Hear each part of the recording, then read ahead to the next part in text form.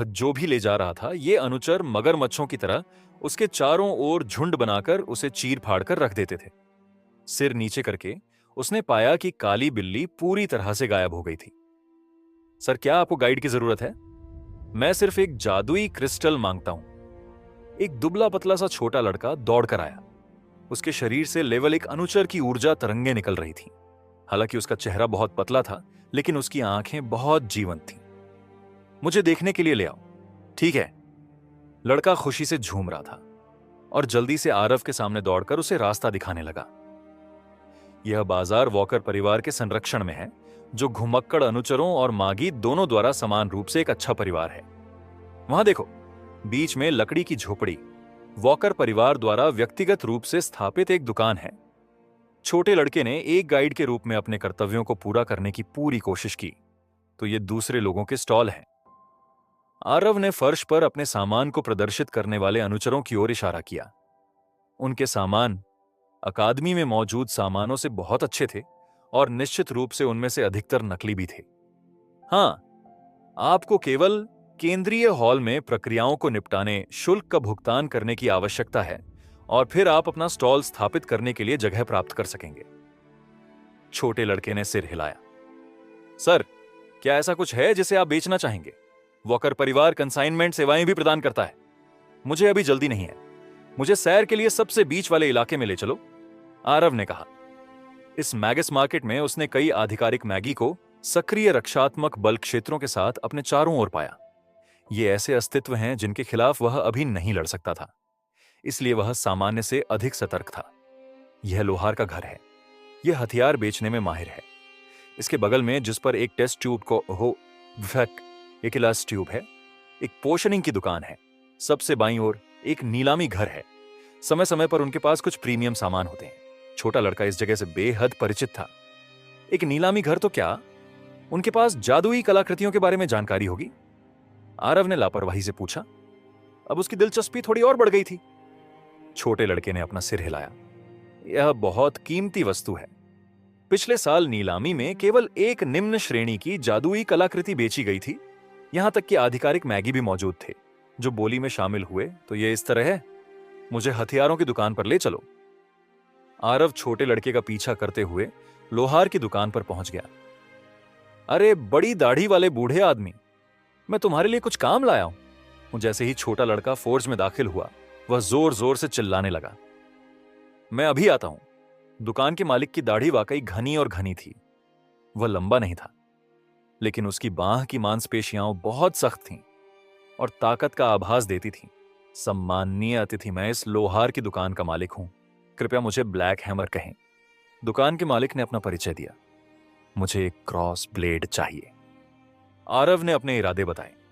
इससे पहले उसने उत्परिवर्तित ग्रीन ट्री स्प्राइट से लड़ते समय अपना क्रॉस ब्लेड बर्बाद कर दिया था। अब वह एक बेहतर गुणवत्ता वाला ब्लेड चाहता था, जिसे प्राप्त करना आसान नहीं था। एक क्रॉस ब्लेड, मेरे पीछे आओ। ब्लैक हैमर ने अपनी कमर पर लटकी हुई वाइन की बोतल खोली और एक घूंट लिया। शराब की महक बाहर आ गई। ओह, क्या मैंने तुम्हें शराब कम पीने के लिए नहीं कहा था? छोटे लड़के ने नाक सिकोड़ते हुए भौहें सिकोड़ी।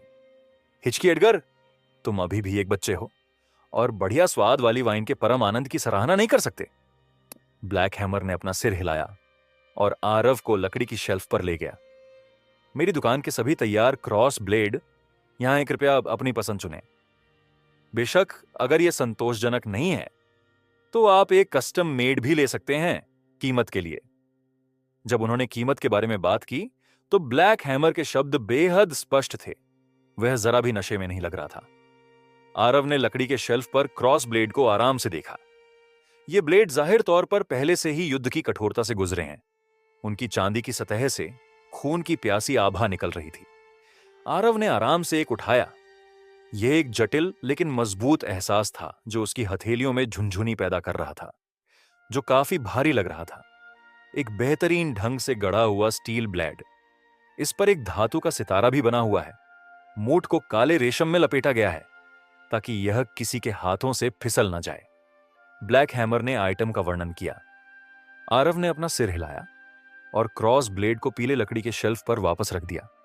फिर एक और उठा लिया। इस क्रॉस ब्लेड का बाहरी हिस्सा थोड़ा काला था। इससे एक ठोस विश्वसनीय आभा निकलती थी। यह मिश्र धातु से बना ब्लेड है। इसे पहले भी संशोधित किया गया, जंग और लपटों का प्रतिरोध करने में सक्षम हो। आरव थोड़ा भावुक हो गया। क्या यह मैगस के जादू को रोक सकता है? बिल्कुल नहीं। ब्लैक हैमर ने तुरंत अपना सिर हिलाया। जादू का विरोध करने के लिए ब्लेड पर कम से कम ऋण अंकित होने चाहिए। इसके अलावा इसे किसी कीमियागर से कीमती सामग्री का उपयोग करके मिश्रित किया जाना चाहिए। इस तरह के ब्लेड को पहले से ही एक जादुई कलाकृति माना जाएगा और इसे बिक्री के लिए इस तरह खुले में प्रदर्शित नहीं किया जाएगा। माफी चाहता हूं, मैं बहुत लालची हो गया हूं। आरव ने अपना सिर हिलाया, ब्लैक ब्लेड उठाते हुए। मुझे यह चाहिए और मेरे लिए 20 और क्रॉसबो बोल्टर या खग तैयार करो, ठीक है? कीमत है। ब्लैक हैमर की आंखें चमक उठीं। उसने अब अपनी शराब पीने की जहमत नहीं उठाई। जब आरव और छोटा लड़का हथियारों की दुकान से बाहर निकले तो आरव ने अपनी कमर से क्रॉस ब्लेड लटकाया। उसी समय उसने एक जादुई क्रिस्टल लिया और उसे छोटे लड़के की ओर फेंक दिया। यह आज के लिए तुम्हारा पारिश्रमिक है। मैं अब अकेले चलना चाहता हूं। ठीक है, आपका दिन शुभ हो। छोटा लड़का बेहद खुश हुआ और चलने से पहले जादुई क्रिस्टल को दूर रख दिया। आरव तब तक वहीं खड़ा रहा जब तक कि छोटा लड़का दिखाई नहीं दिया। तभी वह उन स्टॉल पर वापस गया जहां वह पहले गया था, जहां सामान जमीन पर पड़ा था। थोड़ी देर तक देखने के बाद आरव ने केंद्रीय क्षेत्र में पाई जाने वाली हर लकड़ी की दुकान का दौरा किया। तभी आरव टेस्ट ट्यूब साइन के साथ दुकान में चला गया। सर, मैं आपकी कैसे मदद कर सकता हूं? एक युवा पुरुष कर्मचारी बोला, जिसने एक फैशनेबल पश्चिमी शैली का सूट पहना था। आरव ने अलमारियों पर रखी औषधियों को देखा। ये चमचमाती औषधियां विभिन्न रंगों को बिखेर रही थीं। पारदर्शी कांच के काउंटर पर विभिन्न कीमती सामग्री भी प्रदर्शित थी। ऐसा लगता है कि इस दुकान का सामान मोटे वुक्स से थोड़ा बेहतर है। आरव ने स्वीकृति में अपना सिर हिलाया। मुझे फ्लेमिंगो के पंख, बहु पूंछ वाले उल्लू की आंखें, मानव सिर वाले पक्षी के पंख, गुलाबी स्याही का तेल, हरा नारियल पत्थर चाहिए। आरव ने जल्दी से अपनी वस्तुओं की सूची बनाई। यह सभी सामग्री उसकी चोटों के इलाज, विस्फोटक औषधि बनाने और अन्य बुनियादी औषधियों को तैयार करने के लिए आवश्यक थीं। कर्मचारी चुपचाप सुनते रहे जब तक आरव ने बोलना समाप्त नहीं कर दिया और झुककर कहा, मुझे खेद है, लेकिन क्या मैं पूछ सकता हूं कि क्या आप औषधि मास्टर हैं? मुझे इस क्षेत्र में थोड़ा बहुत ज्ञान है। आरव के चेहरे की विशेषताएं उसके लबादे के हुड से छिपी हुई थीं। इस प्रकार कर्मचारी उसके भावों को समझने में असमर्थ थे। हमारा वॉकर परिवार तहे दिल से आपको हमारे परिवार में शामिल होने के लिए आमंत्रित करता है। हम जो शर्तें पेश करते हैं वे समान रैंकिंग वाले मैगी परिवारों में सबसे बेहतरीन हैं। कर्मचारियों ने और भी गहराई से झुककर प्रणाम किया। आरव को इसकी थोड़ी उम्मीद थी। पोषण मास्टर्स को पालना एक मुश्किल नस्ल है। साथ ही मैगी पोषण के बिना नहीं रह सकते, इसीलिए मैगी परिवारों ने हमेशा उदार पारिश्रमिक देकर उन्हें भर्ती करने की कोशिश की है। अगर वह कच्ची सामग्री खरीदता तो वह निश्चित रूप से पोषण मास्टर के रूप में अपनी पहचान नहीं छिपा पाता। हालांकि जब तक कोई उसकी प्रतिभा को नहीं खोज लेता तब तक वह उन्हें बताने से नहीं डरता। आखिरकार जब तक उसे नहीं खोजा जाता तब तक दूसरे यह नहीं जान पाएंगे कि उनके सामने खड़ा व्यक्ति पोषण मास्टर है या अनुचर। मैं इस पर थोड़ा विचार करूंगा। क्या आपके पास वे सामग्री हैं जो मैंने पहले सूचीबद्ध की थी? आरव ने कर्कश आवाज में कहा। हमारे पास 2 फ्लेमिंगो पंख हैं। जहां तक बहु पूंछ वाले उल्लू की आंखों की बात है, हमारे पास अभी भी एक जोड़ी बची हुई है। हालांकि इसे बाजार में आए 3 साल हो गए हैं, इसलिए इसके औषधीय गुण कुछ कम हो गए हैं। जहां तक मानव सिर वाले पक्षी के पंखों, गुलाबी स्याही के तेल, हरे नारियल के पत्थर की बात है, तो हमारे पास वे भी यहां हैं। कर्मचारियों को दुकान में मौजूद हर सामान याद था और उन्होंने सब कुछ उगल दिया। आरव ने अपना सिर हिलाया। एक जादूगर की मुख्य साधना आध्यात्मिक शक्ति है। आगे बढ़ने के बाद उनके दिमाग भी विकसित होंगे, इसलिए सभी जादूगर बुद्धिमान लोग थे।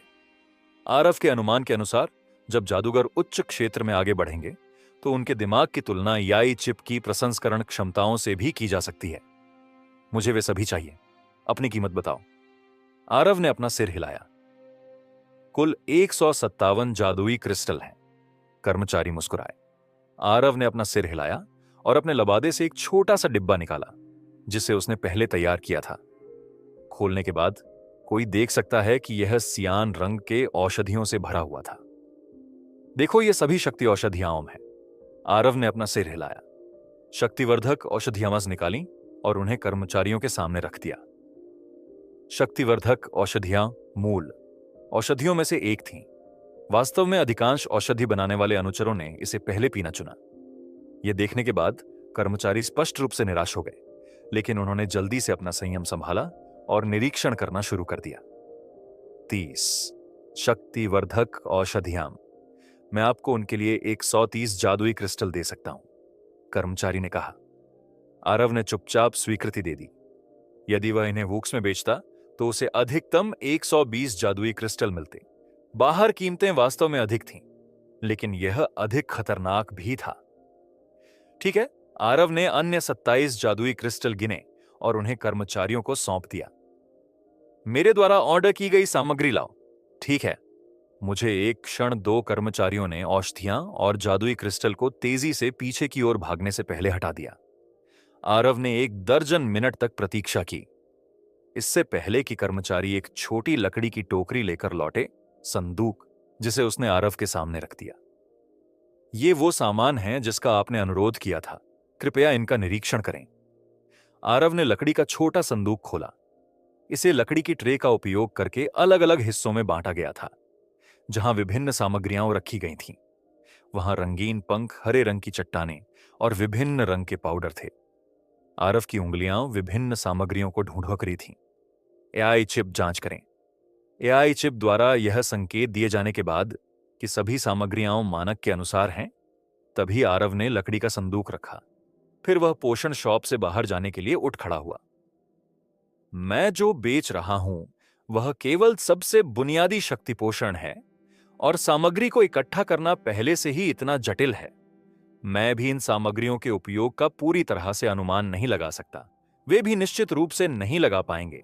आरव ने लकड़ी के छोटे संदूक को अपने लबादे के नीचे छिपा लिया और धीरे धीरे बाजार से बाहर निकलने से पहले कुछ बार चक्कर लगाया। सबसे महत्वपूर्ण बात यह है कि मेरे व्यापार में केवल 100 जादुई क्रिस्टल की लागत आई है। अगर वॉकर परिवार इस मामूली राशि के कारण परेशान होता तो उनकी प्रतिष्ठा बहुत पहले ही खराब हो चुकी होती। रास्ते में उसने एआई चिप के पता लगाने के क्षेत्र को अधिकतम तक बढ़ा दिया। यह पुष्टि करने के बाद कि कोई उसका पीछा नहीं कर रहा है, आरव ने लॉस्ट फॉरेस्ट को छोड़ दिया। पिछली घटना के बाद से आरव ने शिविर बदल दिया। अभी वह एक गुफा में शरण लिए हुए है। जहां तक इसके पिछले मालिक एक काले भालू का सवाल है, यह बहुत पहले ही आरव का भोजन बन चुका था। उपचार की तैयारी। धमाका। आरव ने एक साधारण प्रयोग तालिका बनाने के लिए कुछ बड़े बक्से एक साथ रखे, फिर उसने अपना उपकरण उस पर रख दिया। मैं आखिरकार इस शापित रोगजनका से छुटकारा पाने जा रहा हूं, आरव ने अपने दांत पीसते हुए कहा। हर दिन मुझे इस घाव को जलाना पड़ता है। मेरी जीवन शक्ति और ताकत की सीमाओं के साथ मैं इससे तंग आ चुका हूं। आरव ने एक हरे रंग की चट्टान उठाई जिसकी सतह पर एक पत्ती का आकार था। यह एक ग्रीन कोकोनट रॉक था, एक दुर्लभ वस्तु जो आधा पौधा और आधा खनिज है। ग्रीन कोकोनट रॉक को तोड़ते हुए आरव ने पिंक इंक ऑनेल लिया और उसे गर्म किया। जब यह उबलने लगा तो उसने पिसा हुआ ग्रीन कोकोनट रॉक पाउडर मिलाया। जैसे ही पाउडर वाला ग्रीन कोकोनट रॉक पिंक पर डाला गया, इंक ऑनेल एक फुफकारने वाली आवाज निकली। गुलाबी इंक ऑनेल एक पल में हरा हो गया। इसने एक अजीब सी खुशबूदार गंध छोड़ी। औषधि सफलतापूर्वक तैयार हो गई। एआई चिप की पुष्टि सुनकर आरव ने अपना सिर थोड़ा हिलाया। उसने अपने सारे कपड़े उतार दिए। उसके शरीर पर तरह तरह के जलने के निशान और निशान देखे जा सकते थे। उसके कंधे और पेट पर एक एक बहुत ही भयानक निशान था, जिसके चारों ओर बालों के गुच्छे उगे हुए थे। क्यूसेटर केसी आरव ने एक मंत्र बुदबुदाया। टेस्ट ट्यूब में हरे रंग की औषधि तुरंत उबल गई और वाष्पित होती रही, जिससे हवा में गंध और अधिक सघन हो गई। ससी जैसे कि उसे अपना जीवन मिल गया हो। आरव के घावों के चारों ओर के बाल बाहर निकलने लगे और टेस्ट ट्यूब में घुस गए। वो आरव ने अपने दांत पीस ली और इन बालों को अपनी मर्जी से बाहर निकलने दिया। 1 दर्जन मिनट बाद आरव के घाव के चारों ओर काले बाल नहीं बचे थे। जहां तक टेस्ट ट्यूब की बात है, तो वह बालों की एक गेंद में बदल गई। आरव की अभिव्यक्ति उदासीन बनी रही, क्योंकि उसने अपना ठंडा पसीना पोंछा। उसने एक पंख में आग जलाई और उसे बालों की गेंद पर फेंक दिया। हरे रंग की लपटें उठीं और एक महिला के रोने की आवाज की नकल की, जो डोरिस की आवाज से काफी मिलती जुलती थी। बालों के कई धागों ने भागने की कोशिश की, लेकिन वे आरव द्वारा दूधिया सफेद पदार्थ की एक गेंद के भीतर फंस गए। उनके पास जलने के अलावा कोई विकल्प नहीं था। हरे रंग की लपटें बुझने के बाद जो कुछ बचा था वह सफेद धूल का ढेर था। विक्रांत की अभिव्यक्ति अत्यंत गंभीर थी, क्योंकि उसने हल्के से धूल पर थपकी दी। वो धूल हवा में घूम गई, एक महिला के चेहरे में बदल गई। दुश्मन इस रोग झनकर में एक पीड़ित आत्मा का जहर है। कोई आश्चर्य नहीं कि यह इतना शक्तिशाली है। विक्रांत ने अपना सिर हिलाया, एक हरे रंग की औषधि निकाली और उसे उस महिला के चेहरे पर छिड़क दिया। ससी, मानव चेहरा तेजी से सफेद धुंध में बदल गया, पूरी तरह से पतली हवा में गायब हो गया। एआई चिप स्कैन शुरू करो, विक्रांत ने आदेश दिया।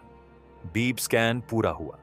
परिणाम, मेजबान के शरीर में मौजूद रोगाणु पूरी तरह से खत्म हो गया। एआई! चिप की आवाज सुनकर विक्रांत के चेहरे पर आखिरकार राहत की लहर दौड़ गई। उसने आलस से अपने शरीर पर मौजूद निशानों को छुआ। यह थोड़ा भद्दा है। अगर नीला इन्हें साइने देखती तो उसका चेहरा कैसा होता?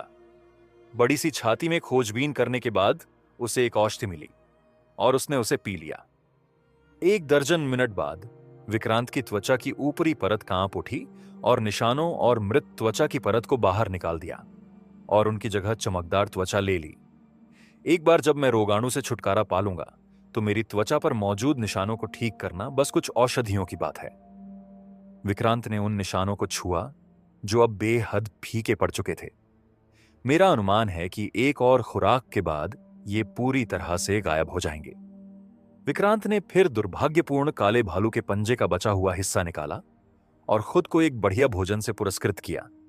जब तक वह पेट भरकर खाता पीता रहा, तब तक बाहर का आसमान धुंधला हो चुका था। विक्रांत ने गुफा के अंदर एक छोटी सी आग जलाई और आगे की यात्रा के बारे में सोचना शुरू कर दिया। डोरिस को आखिरकार खत्म कर दिया गया है।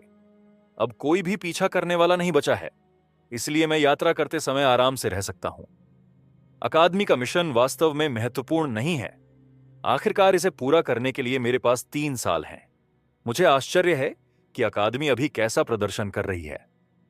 हालांकि विक्रांत आज बाजार में एबिसल बोन फॉरेस्ट अकादमी से जुड़ी खबरों के बारे में पूछताछ कर सकता था, लेकिन उसने ऐसा करने की हिम्मत नहीं की। कौन जानता है कि आसपास जासूस हो सकते हैं। अगर वह अपनी पहचान उजागर करता है तो क्या यह सीधे जाल में फंसने जैसा नहीं होगा? वह केवल आधे राज्य की यात्रा करने तक इंतजार कर सकता था।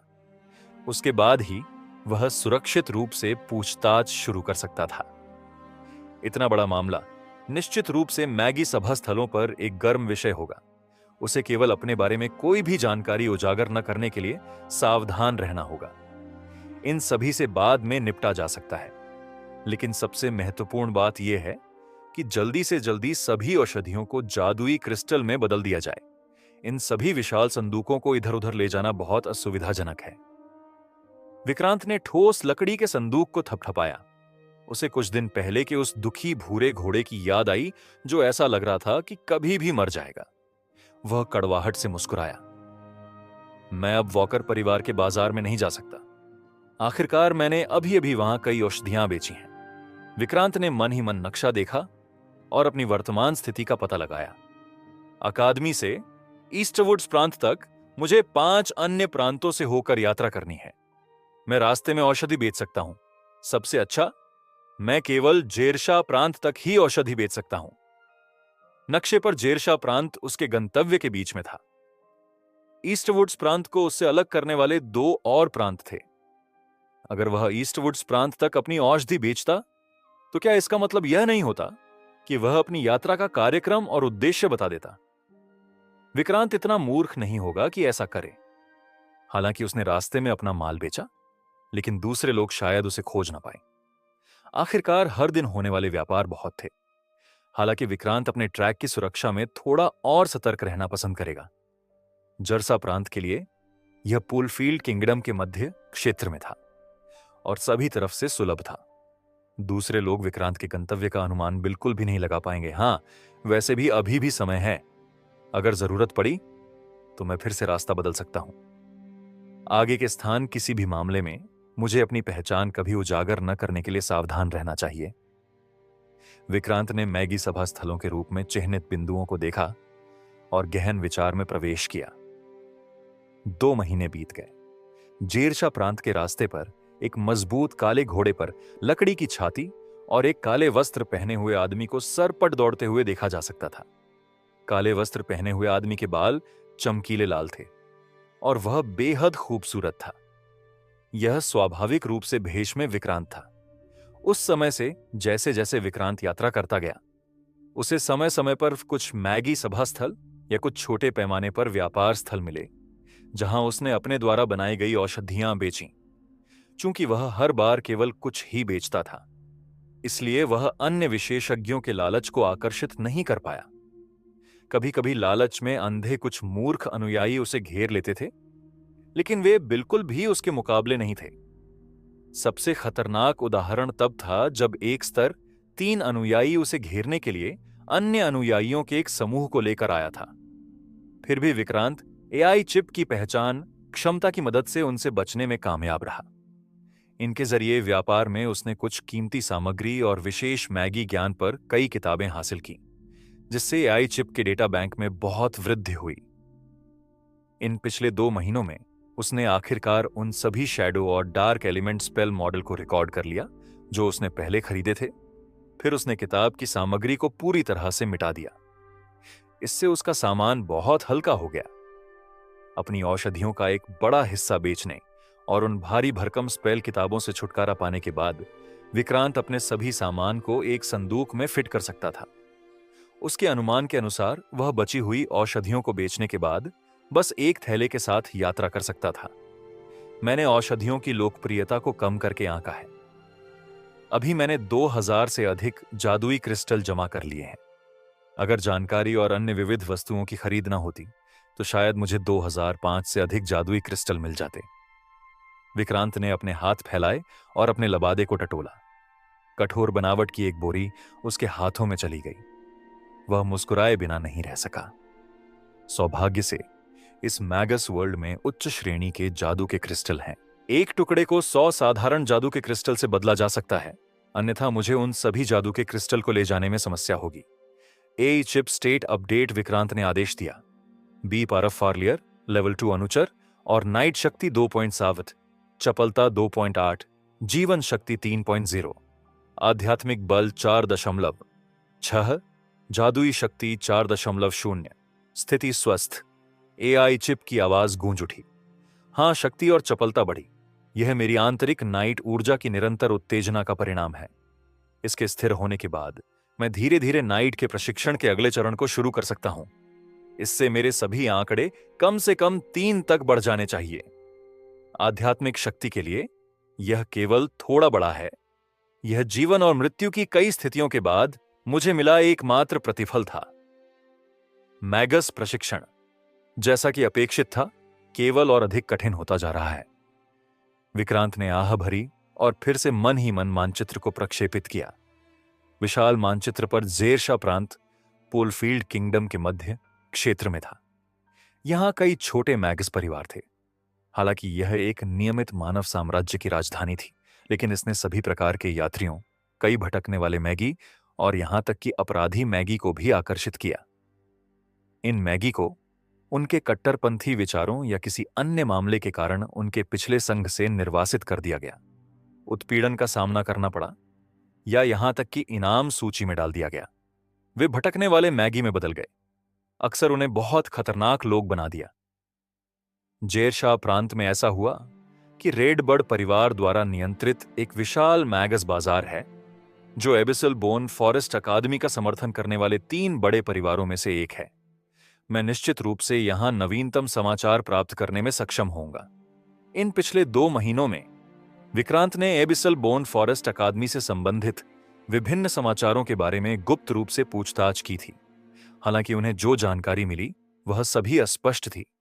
वह केवल इतना जानता था कि यह अपने पश्चिम में कुछ गुटों के साथ युद्ध में था। जहां तक इसके विरोधियों का सवाल है और अकादमी का प्रदर्शन कैसा था, सब कुछ बेहद स्पष्ट था। हम यहां हैं एलिनल मार्केट, मैं अपनी बची हुई औषधियां बेचूंगा और अपनी यात्रा फिर से शुरू करने से पहले अकादमी की खबरों के बारे में पूछूंगा। विक्रांत ने फैसला किया।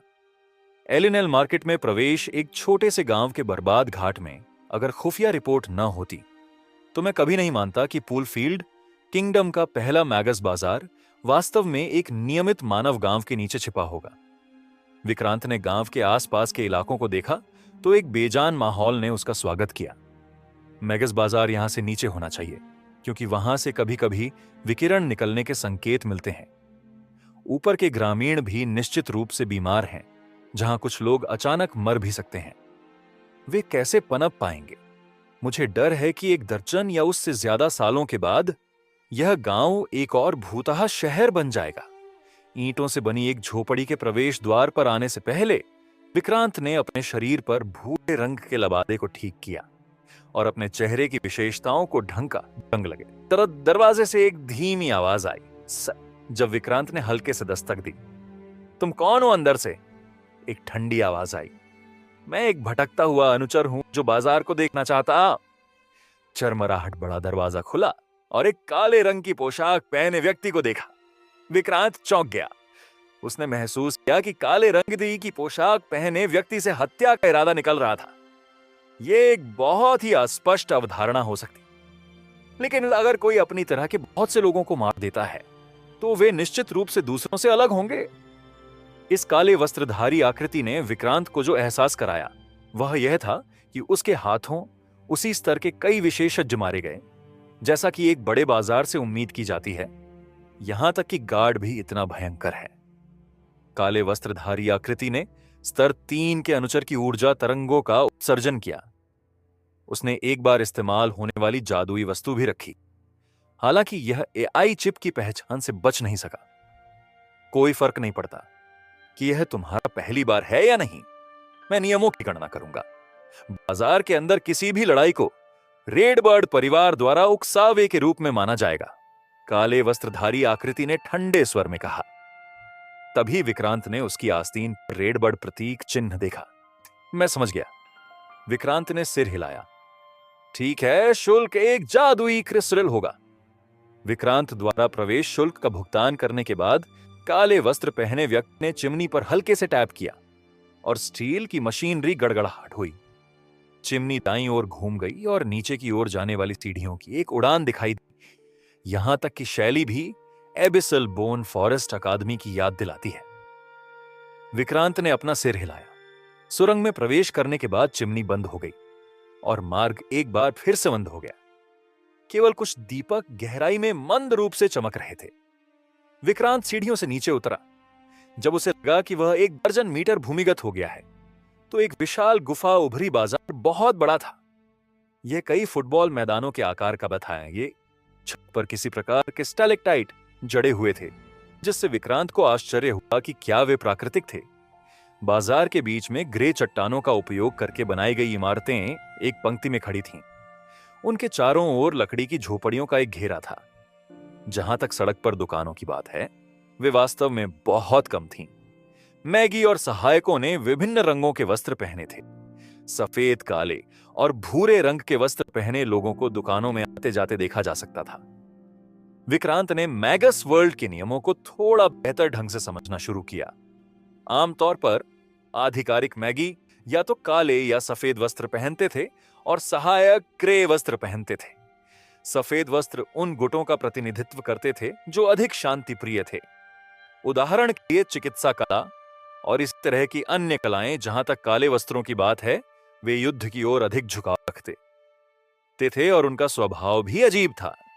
बेशक ये पारंपरिक रूप से पहने जाने वाले लोग हैं। कुछ मैगी ऐसे भी थे जिन्होंने विभिन्न अजीब दिखने वाली पोशाक पहनी थी। आरफ के बाजार में प्रवेश करते ही छोटे बच्चे उसे घेर लेते हैं। सर, क्या आपको किसी की जरूरत है जो आपको घुमाए? मैं सिर्फ एक जादुई क्रिस्टल लेता हूं। लेकिन आरव तुरंत मना कर देता है। उसे बाद में पता चलता है कि इन गाइडों की कोई खास जरूरत नहीं होती, क्योंकि बाजार को नियंत्रित करने वाले परिवार मुफ्त गाइड भी देते हैं। पहले बाजार में उसने एक छोटे लड़के को जादुई क्रिस्टल दिया था, जिसका उसे अफसोस होता है। सामान्य बाजारों में गाइड की कोई जरूरत नहीं होती, क्योंकि वे छोटे होते हैं और आसानी से घूमने फिरने के संकेत होते हैं। आरव आराम से बाजार के अंदर टहलता है और फिर सबसे बड़ी पोषण की दुकान की ओर जाता है। वहां एक सफेद दाढ़ी वाला बूढ़ा उसका स्वागत करता है। आरव सीधा कहता है कि वह पोषण का एक बैच बेचना चाहता है और किया और उनकी कीमतें थोड़ी ज्यादा हो सकती हैं। बूढ़ा हैरान होकर उसे पीछे एक छोटे से बूथ पर ले जाता है। बूथ का दरवाजा बंद होने के बाद आरव को एक अलगाव मंत्र के कारण ऊर्जा तरंगे महसूस होती हैं। बूढ़ा बताता है कि उनकी दुकान में गोपनीयता और सुरक्षा का पूरा ध्यान रखा जाता है। आरव को यह व्यवस्था पसंद आती है, क्योंकि यह उसे भीड़ से बचने में मदद करती है। बूथ के अंदर 2 सोफे और एक छोटी लकड़ी की मेज है, जिस पर 2 गर्म ड्रिंक रखे हैं। आरव सोफे पर लेट जाता है और कप उठाकर सूंघता है। काले मोतियों के साथ टिल्लन बीन्स का पाउडर एक साधक के ध्यान के लिए बहुत फायदेमंद है। बूढ़ा उसकी पोषणिंग की जानकारी से हैरान हो जाता है। आरव बताता है कि वह 1 साल से एक प्रयोगशाला में वर्रिस और अपने पोषण का मूल्यांकन करवाना चाहता है। आरव बूढ़े को एक बोरी सौंपता है, जिसमें शानदार चमकते हुए पोषण होते हैं। बूढ़ा मोनोकल लगाकर उनकी जांच करता है और आधे घंटे बाद थोड़ा थका हुआ क्या लगता है। वह बताता है कि बोरी में 37 हेमोस्टेसिस पोषण, 45 एंटीडोट्स और साइलेंस पोषण हैं, जो सभी अच्छी क्वालिटी के हैं और अच्छी तरह से संरक्षित हैं। वह उनके लिए 900 जादुई क्रिस्टल की पेशकश करता है, जिसे आरव स्वीकार कर लेता है। बूढ़ा पोषण को सुरक्षित रखता है और आरव को 9 उच्च श्रेणी के जादुई क्रिस्टल देता है। वह आरव को एक बैंगनी कार्ड भी देता है, जिससे उसे दुकान में वस्तुओं और सेवाओं पर 10% की छूट मिलेगी और वे उसके पास मौजूद अन्य पोषण के लिए अधिक कीमत भी देंगे। आरव कार्ड अपनी जेब में रख लेता है। गैंडर की किराने की दुकान और रहस्यमयी मुलाकात। विदा लेते समय आरव सहजता से पूछता है कि वह पुलफील्ड किंगडम के बारे में नवीनतम समाचार कहां से प्राप्त कर सकता है। बूढ़ा कुछ देर सोचने के बाद उसे गैंडर की किराने की दुकान का सुझाव देता है, जहां उसे रहस्य और नवीनतम खुफिया जानकारी मिल सकती है। वह बताता है कि गैंडर का स्वभाव थोड़ा अजीब है, लेकिन वह सबसे अधिक जानकार है। बूढ़े के निर्देशानुसार आरव गैंडर की किराने की दुकान पर आता है। दुकान अंदर से बहुत अव्यवस्थित है और कई ऐसी चीजें बिखरी हुई हैं जिन्हें एआई चिप भी पहचान नहीं पाती। हालांकि एक बात साफ है कि अंदर कोई नकली उत्पाद नहीं है, जिससे आरव की दिलचस्पी बढ़ जाती है। काउंटर के पीछे से एक आवाज आती है और एक बूढ़ा आदमी बाहर आता है जो मौत के कगार पर लगता है। आरव बताता है कि पोषण शॉप के बूढ़े आदमी ने उसे यहां भेजा है और वह पुलफील्ड किंगडम के बारे में नवीनतम जानकारी इकट्ठा करना चाहता है। आधे मरे हुए बूढ़े के होंठ नहीं हिलते, लेकिन उससे एक रहस्यमयी आवाज सुनी जा सकती है। वह बताता है कि नियम वही पुराने हैं, दुकान से कोई वस्तु खरीदने के बाद ही जानकारी मिलेगी। आरव बेतरतीब ढंग से कोई वस्तु चुनना चाहता है, लेकिन बूढ़ा कहता है कि वह खुद चुनेगा। आरव सोचता है कि यही कारण है कि यहां व्यापार इतना बुरा है। बूढ़ा दुकान के पीछे एक शेल्फ में खोजबीन करता है जो चरमरा रही होती है और आरव को चिंता होती है कि वह कभी भी गिर सकती है। बूढ़े को एक काले रंग का स्क्रॉल मिलता है, जिस पर ऐसे अक्षर होते हैं जिन्हें आरव पहचान नहीं पाता। स्क्रॉल के कोने घिसे हुए हैं और चूहों द्वारा कुतरे हुए लगते हैं। बूढ़ा कहता है कि यह महान मैगस सेरहोम के मंत्र का एक टुकड़ा है और वह इसे 1000 जादुई क्रिस्टल में बेचेगा, क्योंकि यह एक योग्य सौदा है और शायद इसे खरीदने के बाद आरव उच्च स्तरीय मैगस बन सकता है। आरव स्क्रॉल अपने हाथों में लेता है और एआई चिप से स्कैन करने को कहता है। एआई चिप पुष्टि करती है कि यह पृष्ठ मानव त्वचा से बना है और लोवियन की शिक्षाओं 99.5% दिग्गज ब्लू कोबाल्ट, दुर्लभ पुस्तक 56.5% और सेरहोम का लेखन 21.7% से संबंधित है। आरव पूछता है कि क्या ऐसा कुछ मौजूद है और सामने वाले बूढ़े की ताकत क्या है। एआई चिप अनुमान लगाती है कि उसका स्तर 3 अनुचर है और वह अपने भौतिक शरीर के पुनर्निर्माण की प्रक्रिया में है। उसकी समानता की डिग्री ज़ॉम्बिफिकेशन 86.6% और पीड़ित आत्मा परिवर्तन 45.6% है। आरव बूढ़े की ओर देखने से पहले पृष्ठ की जांच करने का नाटक करता है और कहता है कि यह लोवियन की शिक्षाओं का अवशेष लगता है और बूढ़े ने उससे झूठ बोला है। बूढ़ा जल्दी से विलाप करता है और उसकी आंखों में एक चमक सी उभर आती है जो तुरंत एक खुशनुमा भाव में बदल जाती है। वह कहता है कि भले ही यह लोवियन की शिक्षाएं हों, लेकिन यह निश्चित रूप से सर रुकमैनस्ट की है। जो रैंक 2 मैगस हैं, वह बताता है कि 2 साल पहले इसी टुकड़े को 700 जादुई क्रिस्टल के लिए बेचा गया था, इसलिए वह इसे आरव को उसी कीमत पर क्यों ना बेचे। आरव अपना सिर हिलाता है और कहता है कि लोवियन की शिक्षाएं एक उन्नत कोडित भाषा में लिखी गई थीं और केवल एक आधिकारिक मैगस ही कोड को समझ पाएगा। साधारण अनुयायी ऐसा नहीं कर पाएंगे। इसके अलावा सामग्री कोड में लिखी गई थी, लेकिन इसे और अधिक स्पष्ट बनाने के लिए उनके पृष्ठ संख्याएं एंजमा भाषा में लिखी गई थीं। आरव नीचे पृष्ठ संख्या की ओर इशारा करता है और कहता है कि यह केवल पृष्ठ संख्या 12 है। लोवियन की शिक्षाओं के पहले 30 पृष्ठों में केवल उनके प्रयोगों के रिकॉर्ड थे और जब वे अभी भी एक अनुयायी थे तब लिखी गई अंतर्दृष्टि थी। जब वे आधिकारिक जादूगर बन गए तभी उन्हें विरासत मिली और उन्होंने एक भयानक प्रतिभा का प्रदर्शन करना शुरू किया। आरव कहता है कि इस अतिमूल्यवान पृष्ठ के लिए पृष्ठ संख्या कम से कम 100 से अधिक होनी चाहिए। आरव निष्कर्ष निकालता है कि मैगी के बीच लेन देन इस आधार पर होता है कि आदान प्रदान किए गए सामान का मूल्य समान है। उसका यह परित्यक्त पृष्ठ 700 जादुई क्रिस्टल के बराबर नहीं है और उसके अनुमान के अनुसार 70 इसकी सबसे अधिक कीमत है। आधा मरा हुआ आदमी दिखावा करने की कोशिश करता है, लेकिन आखिरकार आरव की अडिग निगाहों के आगे झुक जाता है। वह कहता है कि उसे कभी उम्मीद नहीं थी कि वह एक बहुत विद्वान से मिलेगा और आरव को अपनी पसंद चुनने के लिए कहता है। आरव कहता है कि उसे कोई जरूरत नहीं है क्योंकि वह यहां खुफिया जानकारी इकट्ठा करने आया है और वह इसे उचित मूल्य पर खरीदेगा। वह काले रंग के पृष्ठ को पकड़ लेता है और मेज पर 7 मध्यम श्रेणी के जादुई क्रिस्टल रख देता है। हालांकि इस परित्यक्त पृष्ठ पर कोडिंग को केवल एक आधिकारिक मैगस ही समझ सकता था। आरव कोड को तोड़ने के लिए एआई चिप को एक मौका देना चाहता था क्योंकि उसे विश्वास था कि एआई चिप की क्षमता आधिकारिक मैगस से भी कहीं बेहतर थी। भले ही यह उसका ऐसा पहला प्रयास था। बूढ़ा आदमी मेज पर लेट जाता है और एक एक करके जादुई क्रिस्टल खाने लगता है, जिससे आरव हैरान हो जाता है। बूढ़ा कहता है कि उसे बहुत ऊर्जा की आवश्यकता है और यदि आरव उसे और 1000 जादुई क्रिस्टल देता तो वह निश्चित रूप से अपने भौतिक शरीर का पुनर्गठन पूरा कर लेता। आरव अपना सिर हिलाता है और एबिसल बोन फॉरेस्ट अकादमी के बारे में खबर पूछता है। बूढ़ा पूछता है कि क्या वह वहां का अनुयायी नगोर है। आरव कहता है कि उसे बस वहां की घटनाओं में थोड़ी दिलचस्पी है और वह युद्ध से कोई भी नुकसान नहीं उठाना चाहता। आधा मरा हुआ बूढ़ा आदमी फिर कुछ नहीं पूछता और कहता है कि उसने भी वहां से स्नातक किया है।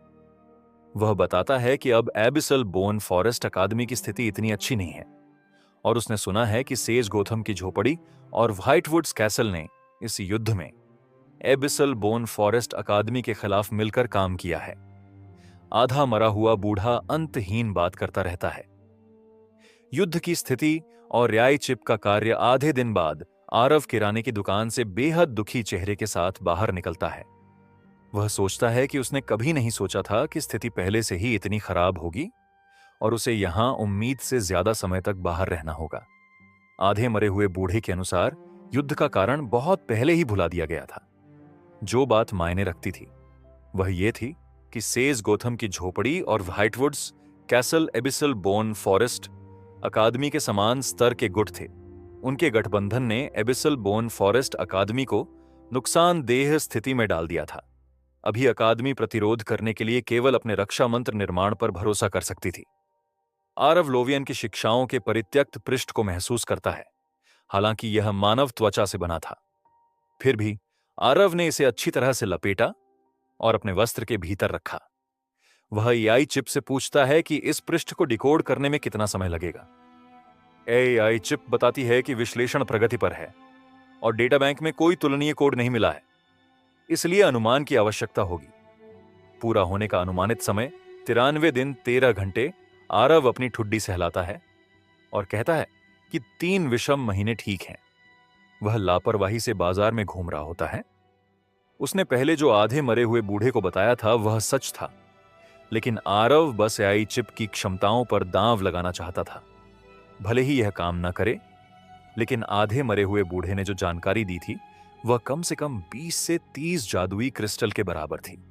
हालांकि लोवियन की शिक्षाओं के परित्यक्त जर्नल पेज की पृष्ठ संख्या बहुत कम थी और इसमें ज्यादातर अनुचरों के लिए जानकारी थी, लेकिन आरव जैसे लेवल 2 अनुचर के लिए यह अभी भी बहुत उपयोगी था। इसमें रूकमेनस्ट की कुछ ध्यान तकनीकें, प्रयोग रिकॉर्ड या संसाधनों की कुछ खोज भी हो सकती थी। अगर वह उन्हें खोज पाता तो आरव को बहुत फायदा होता।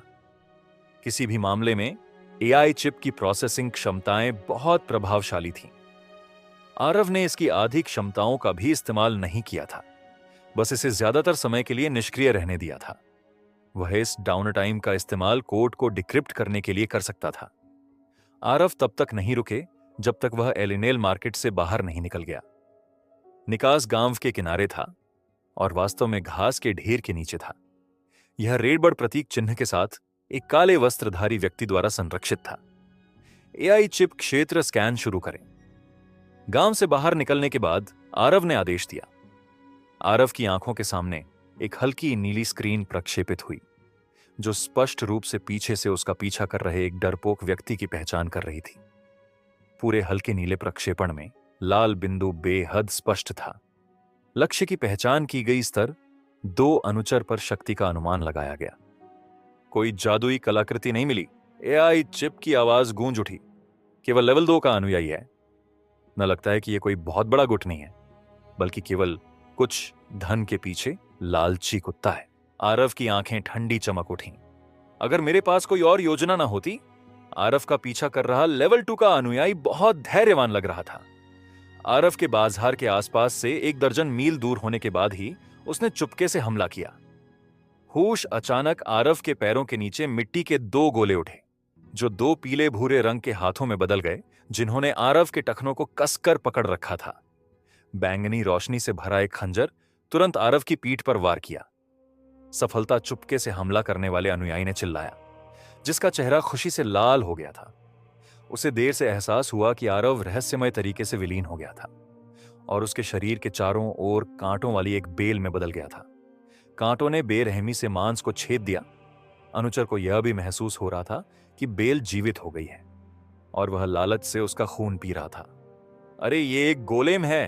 ये मंत्र क्या है? छाया अवतार, लीचिंग वाइन। जैसे जैसे अनुचर का खून बहता गया, वह और भी उलझन में पड़ गया। आह, तुम यह नहीं कर सकते। कृपया कृपया मुझे छोड़ दो, अनुचर ने विनती की। अफसोस, तुरंत बेलें छटपटाने लगीं और उसका मुंह बंद कर दिया। धमाका मंत्र का असर गायब हो गया और अनुचर की सिकुड़ी हुई लाश जमीन पर रह गई। अपने दुश्मनों के खिलाफ आरव कभी भी दयावान नहीं था। दूसरे दिन आरव एक बार फिर बाजार गया।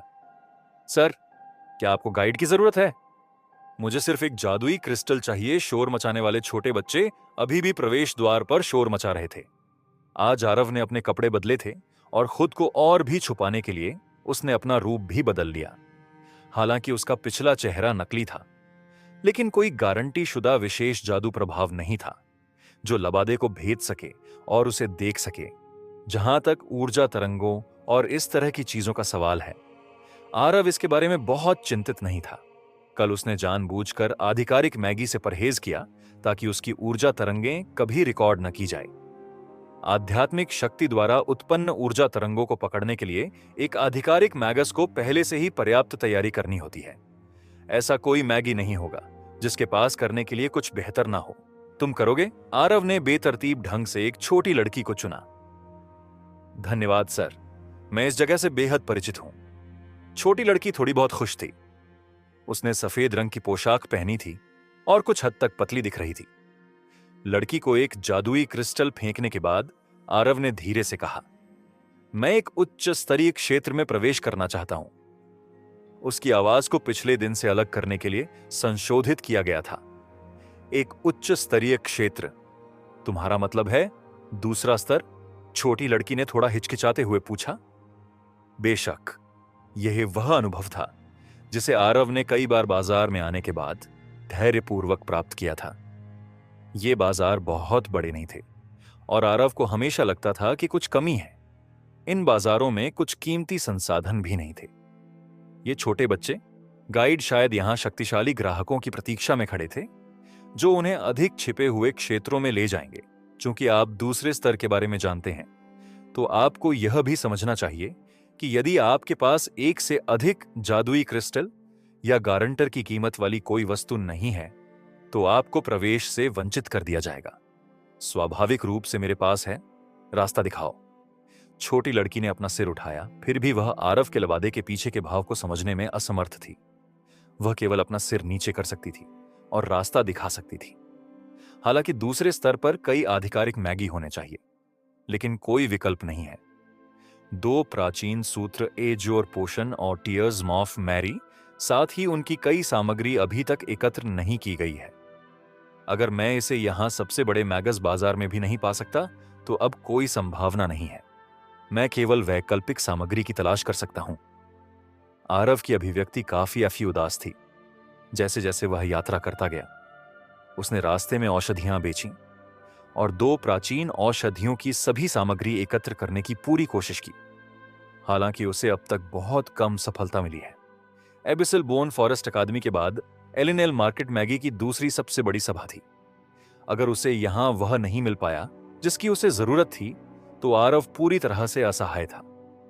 आरव ने छोटी लड़की का पीछा किया। वे एक रेगिस्तान में पहुंचे। गली में एक पत्थर से दस्तक दी। उसने दीवार के कोने पर मिले पत्थर से दस्तक दी। धमाका, गली की दीवारें हिल गईं, जिससे भूमिगत मार्ग दिखाई देने लगा। यह रहा, छोटी लड़की ने धीरे से कहा, मानो बहुत डरी हुई हो, रास्ता दिखाओ। आरव ने छोटी लड़की का पीछा किया और वे नीचे की ओर चलते रहे। कई मिनट बाद वे मार्ग के अंत में एक दरवाजे पर पहुंचे। रक्त लाल लबादे पहने हुए 2 लेवल 3 अनुचर पहरा दे रहे थे। एआई चिप के स्कैन के अनुसार वे अपने शरीर पर जादुई कलाकृतियां लिए नहे हुए थे। इसने आरव को थोड़ा चौंका दिया। साथ ही वह इसके पीछे के बाजार के प्रति उत्सुकता से भर गया। छोटी लड़की आगे बढ़ी और आरव के पास वापस जाने से पहले 2 अनुचरों के साथ कुछ शब्दों का आदान प्रदान किया। उसने विनम्रतापूर्वक कहा, सबसे आदरणीय महोदय, मैं आपको केवल इतनी दूर तक ले जा सकती हूं। जब उसने बोलना समाप्त किया, तो वह जल्दी से सीढ़ियों की उड़ान पर वापस भाग गई और अंधेरे में गायब हो गई। ऐसा लगता है कि इस प्रीमियम बाजार में कुछ ऐसा है जो उसे डराता है। आरव ने उदासीनता से सोचा, क्योंकि वह 2 अनुचरों की ओर चला गया। सबूत की एक वस्तु, या कम से कम 1000 जादुई क्रिस्टल की कीमत की वस्तु, एक लाल लबादा पहने अनुचर ने ठंडे स्वर में कहा। उनके सामने खड़े होकर आरव किसी तरह उनके चारों ओर मंडरा रहे पीड़ित आत्माओं की चीखें महसूस कर सकता था। कितने डरावने लोग हैं, आरव ने मन ही मन सोचा। उसने 10 उच्च श्रेणी के जादुई क्रिस्टल से भरी एक छोटी बोरी फेंकी। लाल लबादा पहने अनुचर ने बोरी को वापस आरव को फेंकने से पहले खोला और देखा। फिर उसने अपने पीछे का दरवाजा खोला। आरव बिना किसी जल्दबाजी के अंदर चला गया। उसके पीछे बड़ा दरवाजा बंद होने के बाद ही वह अपने सामने के क्षेत्र को देखने के लिए इच्छुक था। यह मैदान संभवतः पहले बाजार के नीचे था। इसका सतही क्षेत्र छोटा था। केवल एक सड़क थी जो इसे पार करती थी। समय समय पर मैगी वहां से गुजरते थे। चूंकि यहां बहुत भीड़ नहीं थी, इसलिए राहगीरों के बीच की दूरी काफी ज्यादा थी। यहां लगभग कोई भी लेवल 1 अनुचर नहीं था। लेवल 2 अनुचर भी बहुत कम थे। यहां के ज्यादातर लोग लेवल 3 अनुचर थे। उनके शरीर से सभी मजबूत ऊर्जा तरंगें निकलती थीं। आधिकारिक मैगी भी काफी आम थे। आरव ने गहरी सांस ली और सड़क पर चल दिया। आधे घंटे बाद आरव एक पत्थर की झोपड़ी से पोषण साइन के साथ बाहर निकला। उसके चेहरे पर खुशी के स्पष्ट संकेत थे। उनके पास विक्रांत द्वारा बताई गई मुख्य सामग्री के साथ साथ बाकी सामग्री भी थी। यह वास्तव में सबसे बड़ा बाजार है। 2 प्राचीन औषधियों, एजोर पोशन और टीयर्स ऑफ मैरी की मुख्य सामग्री सबसे महत्वपूर्ण थी। जहां तक अन्य सामग्री की बात है, उन्हें प्राप्त करना आसान था। एक साथ सभी को खरीद पाना आरव की उम्मीदों से बढ़कर था। आरव ने इन सामग्रियों को खरीदने के लिए तैयार किए गए 1000 जादुई क्रिस्टल में से आधे से ज्यादा खर्च कर दिए।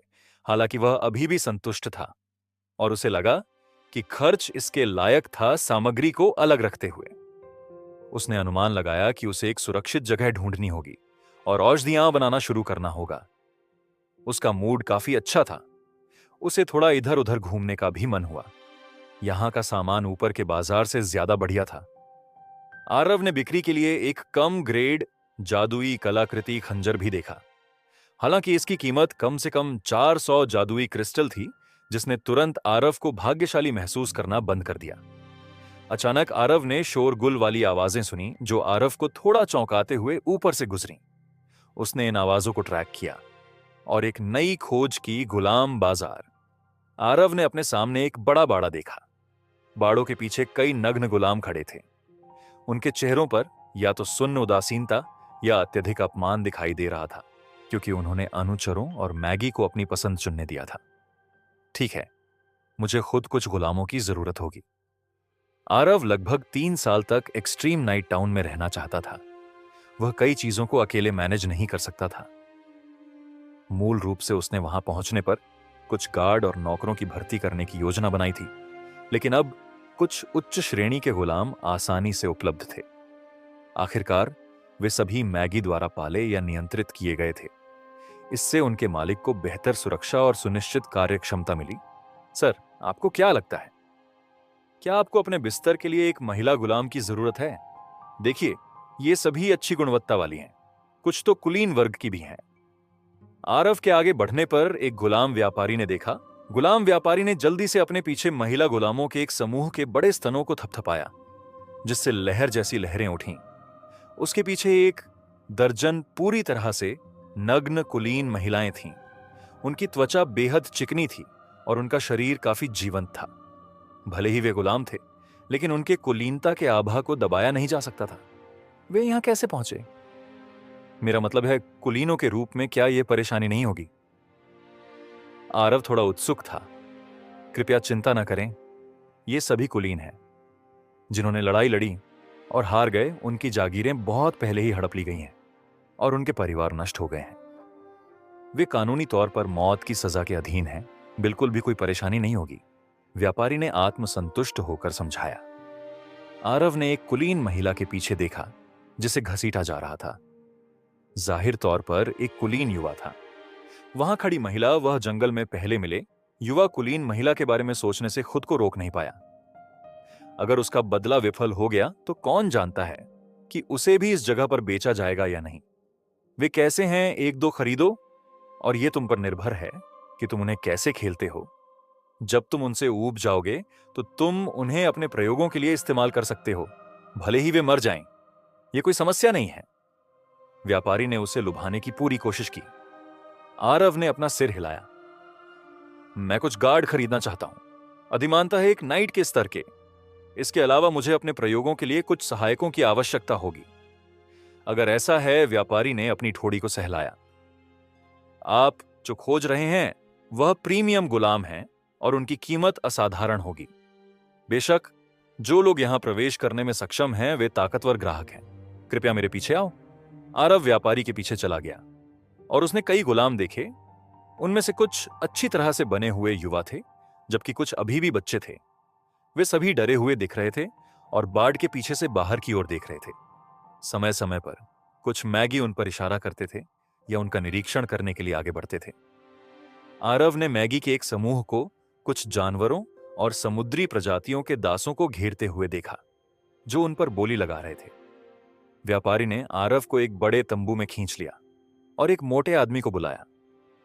यह मेरा दोस्त डायलन है। ठीक है, उसके पास कुछ प्रीमियम सामान है। आरव को नहीं पता था कि डायलन ने व्यापारी से क्या फुसफुसाया, लेकिन थोड़ी देर बाद व्यापारी ने हंसते हुए कहा। तभी डायलन ने आरव की ओर मुस्कुराते हुए कहा, सबसे सम्मानित अतिथि, मैं आपकी आवश्यकताओं को पहले ही समझ चुका हूं। हमें अभी अभी प्रीमियम दासों का एक नया बैच मिला है। कृपया मेरे पीछे आएं। तो दोस्तों, ये थी आज की कहानी। उम्मीद है आपको ये नॉवेल एक्सप्लेनेशन पसंद आया होगा। अगर आप किसी और नॉवेल को सुनना चाहते हैं या किसी कहानी के बारे में जानना चाहते हैं तो कृपया हमें कमेंट सेक्शन में बताएं। हम आपके लिए और भी रोमांचक और मनोरंजक कहानियां लाते रहेंगे। हमारे चैनल एफएस नोवेल एक्सप्लेनर को सब्सक्राइब करना न भूलें और बेल आइकॉन को दबाएं ताकि आप हमारी कोई भी वीडियो मिस ना करें। और हां, अगले एपिसोड के लिए तैयार रहें। क्योंकि कहानी में अभी और भी ट्विस्ट और टर्न आने बाकी हैं। मिलते हैं अगली कहानी में, तब तक के लिए अलविदा।